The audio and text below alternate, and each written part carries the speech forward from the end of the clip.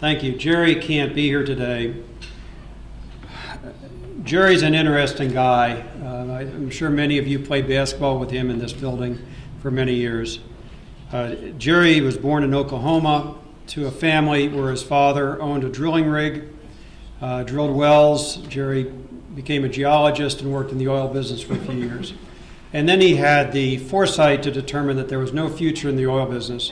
So he went to the University of Michigan Law School, came down to work in Columbus with no intention of ever doing any oil and gas work again. Of course, immediately after he arrived, there was the biggest national play at the time was the Morrow County, Ohio boom, which brought in oil people from all around the country. Jerry got into the business as a young associate and just kept going on it. It's safe to say that the current oil boom in the Utica Shale could not be what it is appearing to be now without Jerry's assistance. Since the very first oil and gas regulatory laws in the early 1960s up to the present, there has not been any legislation affecting the oil and gas industry that Jerry was not heavily involved in drafting and counseling those things. Our laws are what they are in large part because of Jerry and his guidance to the industry. A couple of points, a couple of examples I think show Jerry's influence in this. In the oil and gas regulatory scheme, there's a regulatory appeal board called the Oil and Gas Commission, and there are 5 spots. The statute says each spot goes to a certain person. There's a public member, a geologist, representative large oil, representative small oil, and a lawyer. Over his career, Jerry held 4 of those 5 positions. And interestingly, the position he did not hold was that of a lawyer. So he could cover everything else.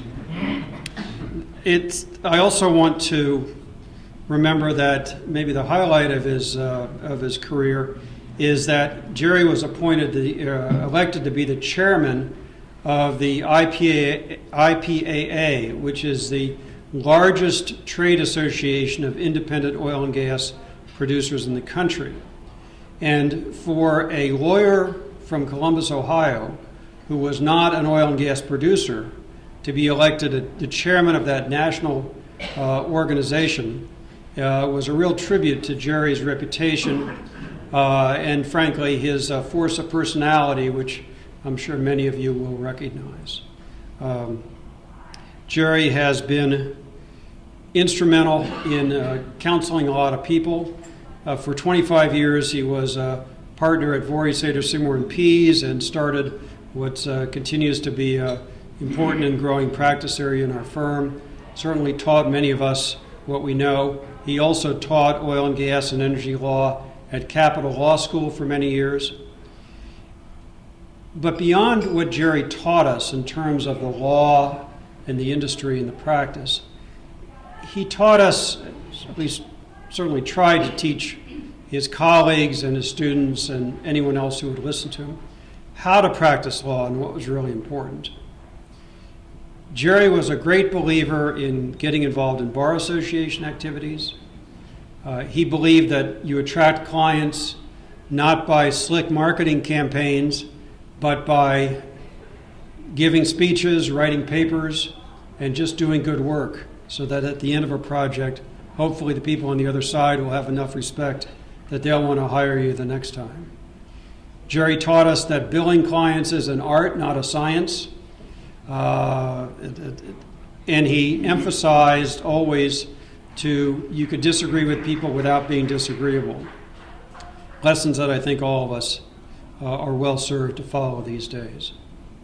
Throughout the whole thing, his whole career, Jerry has managed to not only reach the pinnacle of his career, but also give back much to his loving wife of 55 years, his 3 kids, his 12 grandkids, and his many colleagues and friends. Thank you.